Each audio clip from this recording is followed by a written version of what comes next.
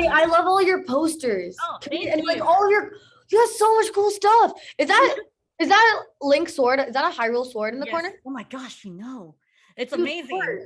Such a Nintendo nerd. Like, of course I know that. Yeah, Dude, yeah. There's your like a room's whole so row. cool. Oh, thank you. Yeah, it's my geek office area. So I Nice. just, oh my God, thank you for noticing. I'm like obsessed that you noticed that. So, well, I just need to talk about this season. I love your character. You've done such an amazing job with the first season, and this season is just the whole thing is amazing. And there's a lot going on for Davy, and like dealing with grief, her love life, her mom's love life, dealing with the new girl, and honestly, just growing up. And you did a great job processing all of this.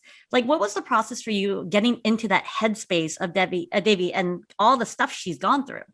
Yeah, she goes through a lot. And I'm glad that you mentioned also her mom's love life. Because like not a lot of people have been mentioning that. And it's like, hey, that like was a big deal for Davy. Because that was like some weird changes up in her life.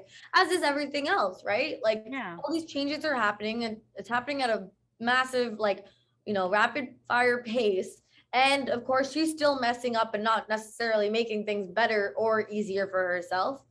But when you take that all into consideration, and you're trying to like figure out, okay, how do I process these emotions, but in a realistic way where we can actually believe it? Because if it's not, then it just, seems like a mess, like visually to watch as a viewer. You got to remember where she's always coming from. Like, why are you doing the things that you lash out for? Like, why are you hurting the people that you're hurting? And with the process of actually, acting on it and actually executing it, that comes down to me asking like Mindy, Lang, all the directors, writers, the questions of like, hey, like, what do you feel about this scene? Like, what do you think? Like, is this okay? Is this the route that we're trying to go? Like, what's the tone? To make it all seamless so that together it all works and you can add all those plots. Yeah, well, there is an introduction of the new Indian girl, the cool Indian girl, Anissa, and like many predominantly white schools, we people of color gravitate towards other people of color or people of our background. But with Anissa, like Debbie felt threatened and fear of losing that inclusivity of being the brown girl of school. And I feel like Hollywood can be like that regarding women of color, people of color sometimes, especially since it's exclusively white. Do you feel like it's very similar to how Hollywood treats people of color and women of color? Yep, 100%. Like I'm not gonna say some, like happy, cushy answer. Yeah, that's 100%. It's, hey, here are these roles that you guys can audition for. Have fun fighting over it. It's like, what? Okay. But then you realize how many roles they're offering you, and it's like two. So now suddenly that fight is like a death match because there's like only a handful of you guys, right? There can only be literally like two people or the same person for both roles, right? It sucks too, because why does it have to be that way? Why can't we just write more roles or just cast without having to, say like, oh, this character has to be white, but it's like, wait, why?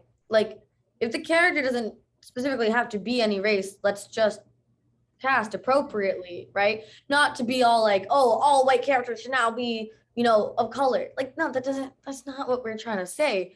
We're just trying to say, make room for us. It's funny because before, like, all of this has happened to me, I never really like thought about that much. And now, whenever I'm like watching anything and I see like a predominantly white cast, I'm like, okay, do these characters all have to be white? Like, okay, sure, like whatever, a couple of them are great, but like they're all white.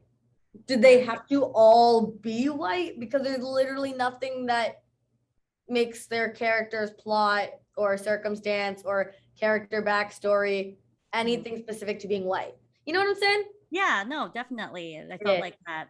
But like that's all the time I have. So though, but it's so great chatting with you, and I can't wait for everyone to see the next season, upcoming season.